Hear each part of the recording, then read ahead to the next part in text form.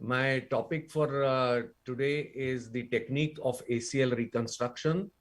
And since we have just 20 minutes, I'll quickly go through how we do an ACL reconstruction. So as you can see, ACL reconstruction surgery is quite simple. You need to harvest a graft, either the hamstring or the bone, patellar tendon bone, take it on the side table, prepare it, drill tunnels at appropriate places on the femur and the tibia, pass your graft in and fix it. And normally the procedure lasts for about 20 minutes, but I think I have overshot it by 1 minute. So I think my talk is done. So can we have some questions, please? Okay. Now let us go to this talk on ACL reconstruction, the technique. We have seen a lot of refinements, modifications, and tweaks in the ACL reconstruction technique from the time late 80s, where we started doing ACLs till now. And this has mainly risen because of better understanding of our anatomy of the ACL, because of our change in concepts. For example, we were looking at isometricity of the ACL, and now we are looking more from the point of view of anatomic placement of the ACL. And because of this, we also had to change some of our techniques. As we went to the anatomic ACL, we had to shift from the transtibial approach for the femoral tunnel to the transportal technique, because that gave us the freedom of choosing the anatomy on the femoral footprint without being constrained by the tibial tunnel. However, there were new problems associated with this transportal technique. You started getting shorter femoral tunnels, and in order to address this issue, industry had to shift or give us additional implants in the form of adjustable loops, which are now popularly used. So there has been a gradual change in our approach in the technique or technique of ACL reconstructions. We also realized that one of the unknown factors of ACL reconstruction, which was responsible for failures, was a biological failure. And we realized that in order to address anatomy, we were ablating too much of the soft tissue, both on the tibial and the femoral side, to view the footprints. This resulted in biological failures of grafts, and hence today we have started looking more and more from the soft tissue landmarks rather than bony landmarks. So as you can see in this slide, we are now currently use the posterior horn of the lateral meniscus and a soft tissue landmark, which we have reported as an inverted J arch for our deciding for our on our femoral footprint. Our understanding of the ACL tears has also increased. We have realized that not all ACL tears are the same.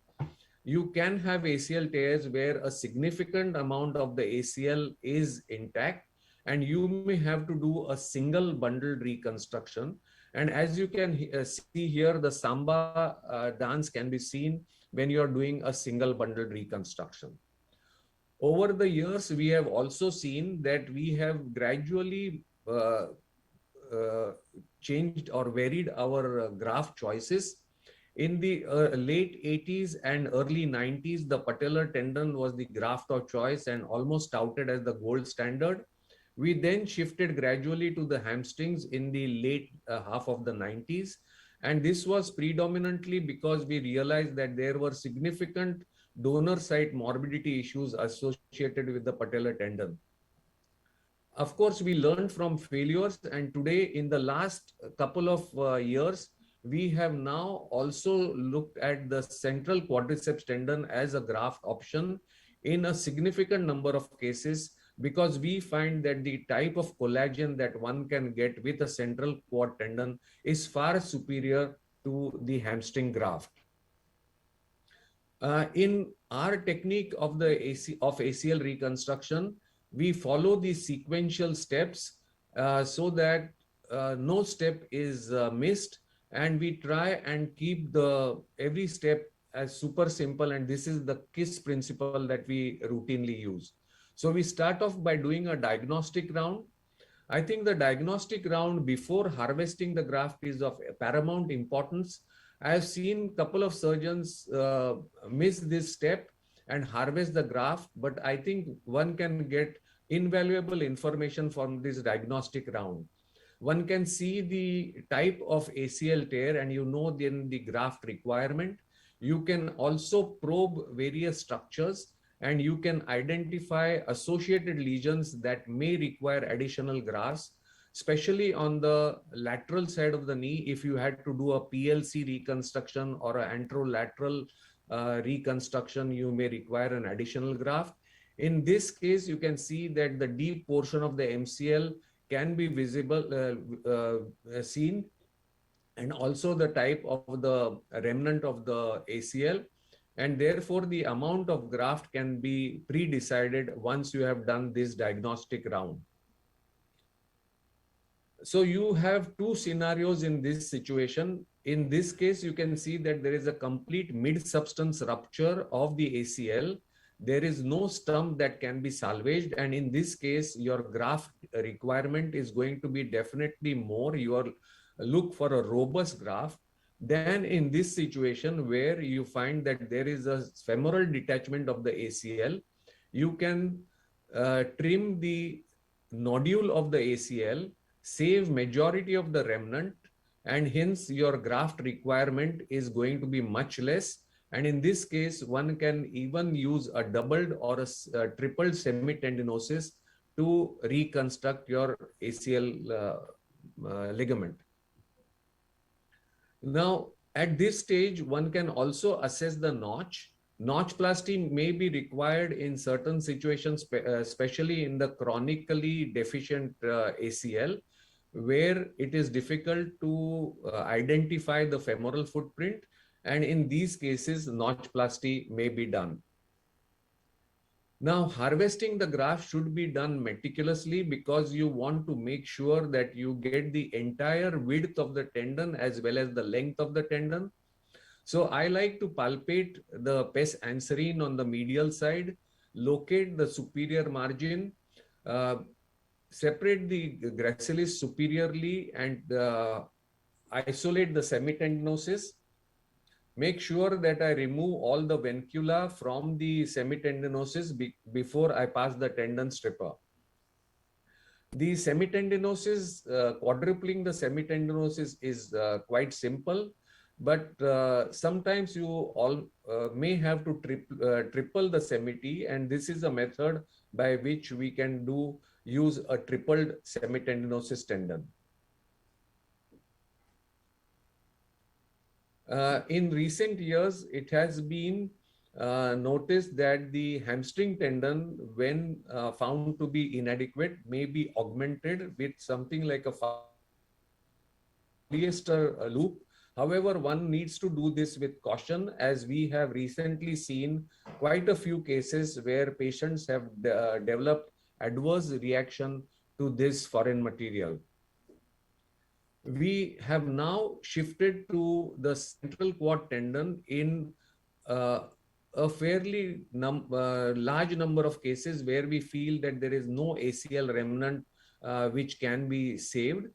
The central quad tendon is a very robust tendon, and one can get almost 9 or 10 millimeters width tendon, and the length is also adequate.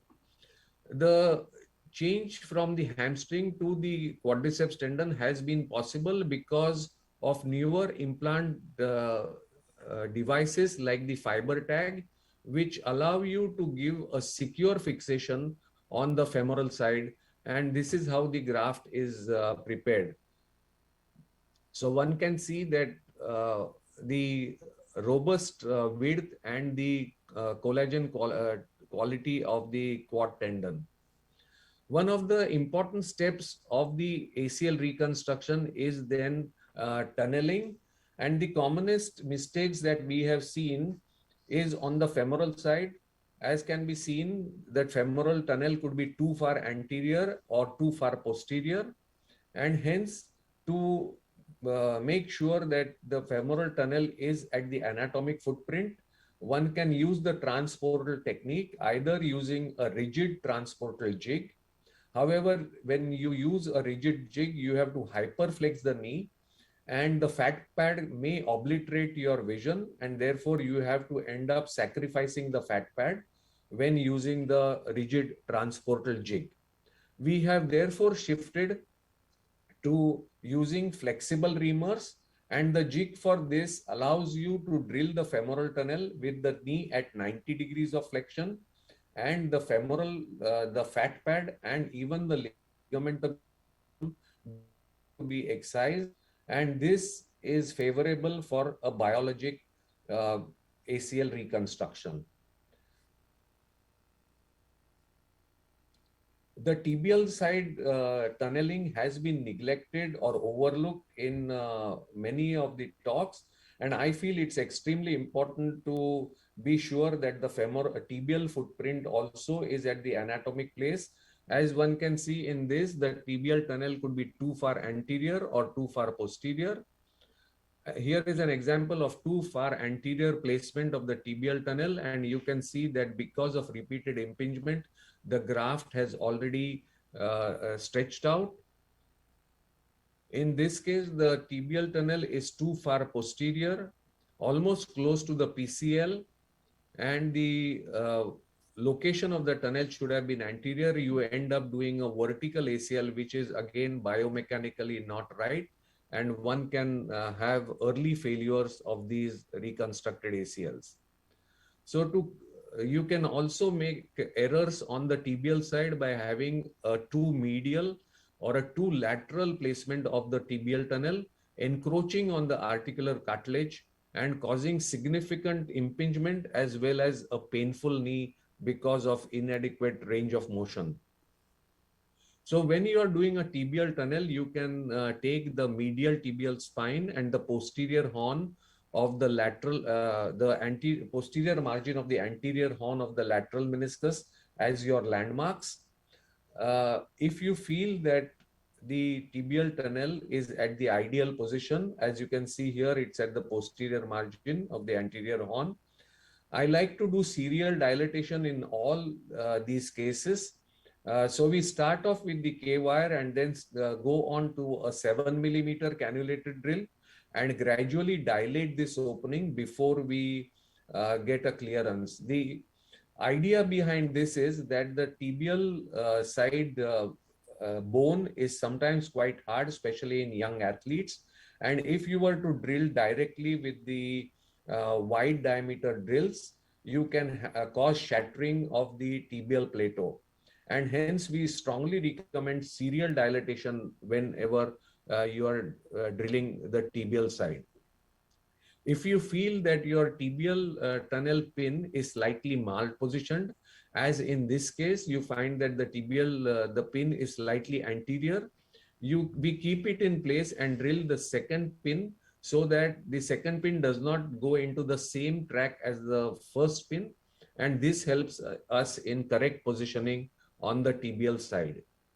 During graft passage, it is vitally important whenever you are using these distant fixation devices like the endo buttons to make sure that the endo button flips properly on the lateral cortex, and this can be visualized either from the central portal or from the anteromedial portal.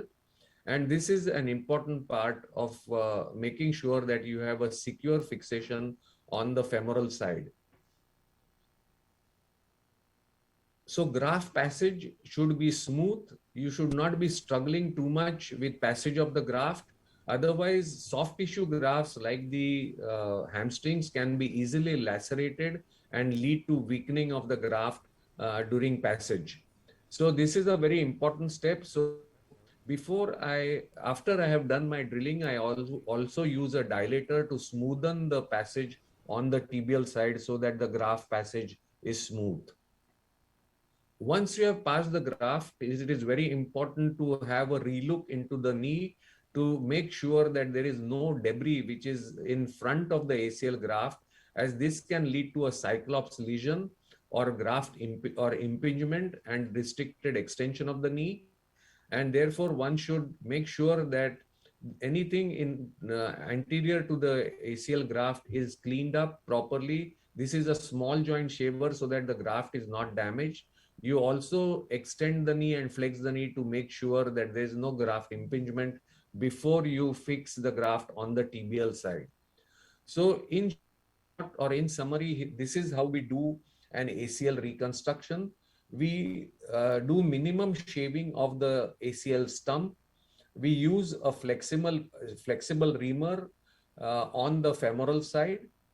On the tibial side, we do serial dilatation and make sure that the graft passage is smooth.